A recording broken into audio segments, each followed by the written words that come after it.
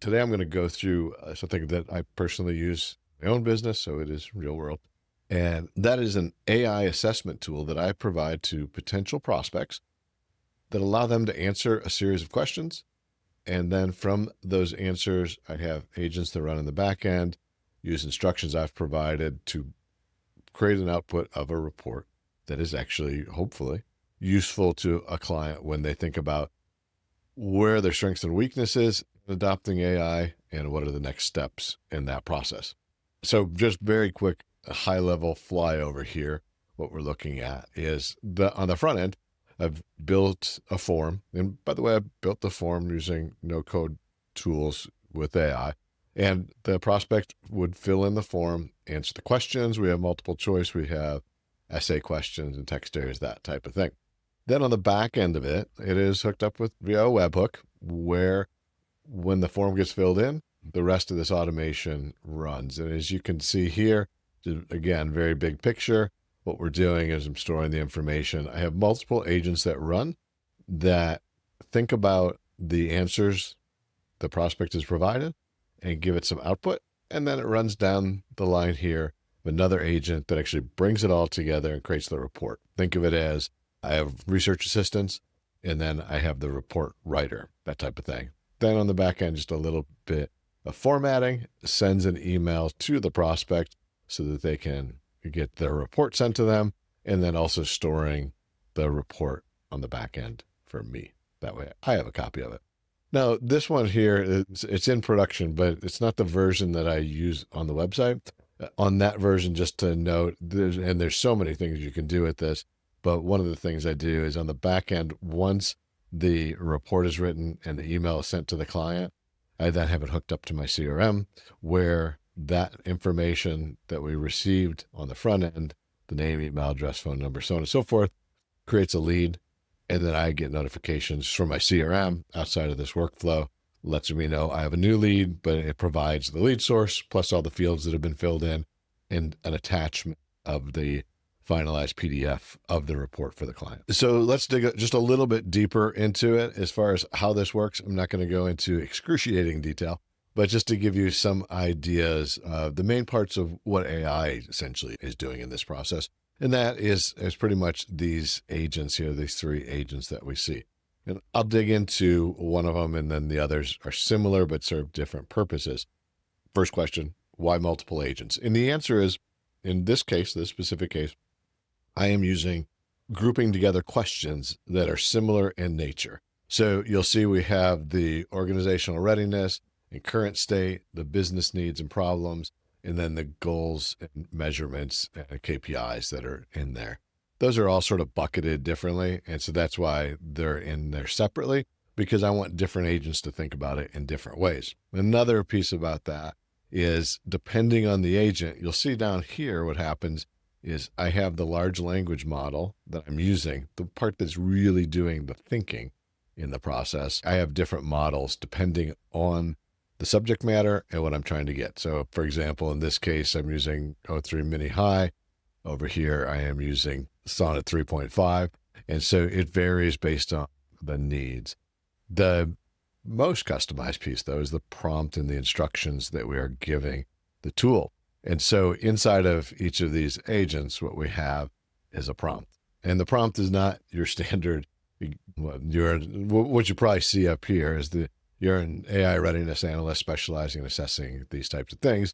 And a lot of prompts would pretty much just end with this part here. But we are going into extreme detail.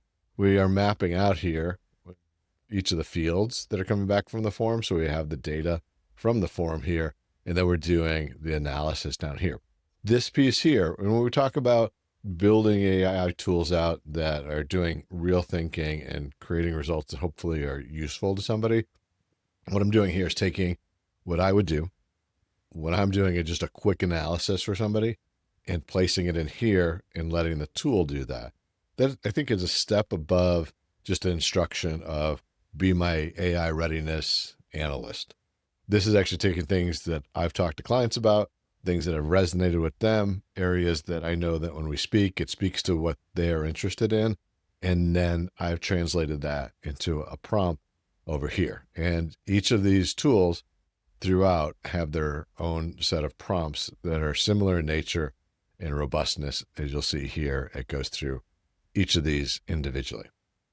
I think that's probably the most important part of the process, is defining that. So when you're thinking about creating automations, using agents, or whatever the term is you want to use for AI thinking things, is it's not just a magic bullet.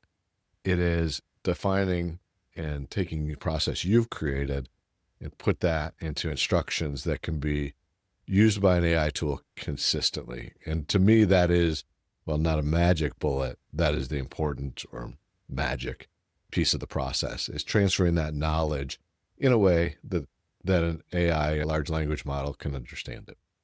One more quick tip that goes along with that, beyond the robustness of that, and learn how to collect data and get the information to instruct it correctly, is this think model. If you get a chance, check out Anthropic, the folks that provide Claude. They have a think model that they've put together that is essentially a way to do what we do on our own, which is write out the information. Now let's go back and read through it and take the requirements I started with and say, here's the requirements. Here's what I've written. Do they match up in certain areas? And that's what these think models do. They're each individualized to the agent based on the information. But if I go in here, you'll see in the think model, much shorter, but I'm just taking the key information and the key requirements and saying, did you do the assessment? Did you read the questions? Did we look at the multiple perspectives, technical, comprehensive, so on and so forth? Did we evaluate? And did we look at specific actions, feedback, all the things that are in the requirements? Did we do each of these? While we're going through the process, back here on the agent, it is using its brain, the LLM, and then as it's doing that, it does this checkpoint here, almost like a test, to make sure what it's creating is right. And then if it does, that's where we head out into the rest of the flow. It gets easier from there. That's the main meat of it. After that, as I mentioned before, this tool here is using, again, some instructions, special instructions that I've provided, so that it puts the report in the right format, gives it a little bit of professional polish around the report, so it seems like it's the kind of report written by a consultant. And it also goes into detail, each of the sections, each of the subsections, what's going to be covered in each of those, and assimilates the information from the research agent to get there. All sounds long and confusing, not too bad, probably a couple days worth of work, nowhere near that to build the actual workflow, a couple days of defining and refining the prompts, and also this agent that puts the information together.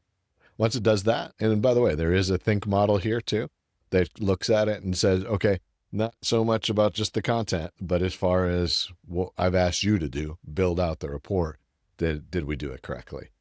It passes on from there if it did. And then the much less sexy part is the back end, where we just create some markdown HTML, take the HTML, turn it into a PDF report, let the original form know that it's completed, send an email out to the prospect, including just whatever I'd like to add in here, any personalization on that also. And then they get that email along with an attachment. And then the final report that they see is something like this. In this case, it's some test data. So I'm not providing somebody's personal information, but it goes through, as we lined out in the agent, all the specifics, the introduction, current state, the key findings for that, business needs. These are all broken out by those agents we looked at earlier.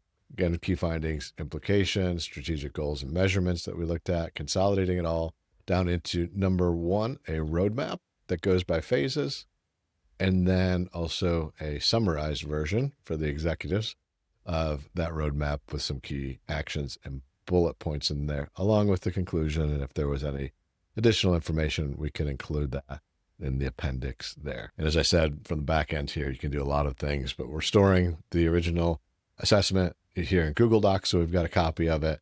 And then also on the back end, which isn't on this one, sending it to the CRM and alerting out from there. I hope in the short video that was helpful. I hope it gave you some ideas for real world things you can do. You may not want to be building out an AI readiness assessment tool, but you may be in the consulting business, the coaching business, or some other business where something like this is useful, where you're taking the knowledge that you have and transferring that to the tool to create reports. And if you don't feel comfortable with allowing this to run through and then send the report to the client, you're more than welcome to take the email section portion out of it, or still send the email and put some language in like, we are working on your report. Here's some things we're thinking about. And then putting an agent in that says, summarize the report and some of the main points, put that in the email, and then let the client know in the next day or so, you'll get a finalized report. Or if the way you sell is you don't want to send the finalized report to them, you want to get on a call to present it to them, but just let the email be sort of a taster nugget. Most certainly can do that there. So I hope you found this useful. I hope it provided some ideas from real world ways that you can use AI agents, workflows, and automations to build it out. If you'd like to discuss more, if you want some help with things like this, of course, make sure to DM me, send me a comment, and reach out, and I'd be happy to have a conversation.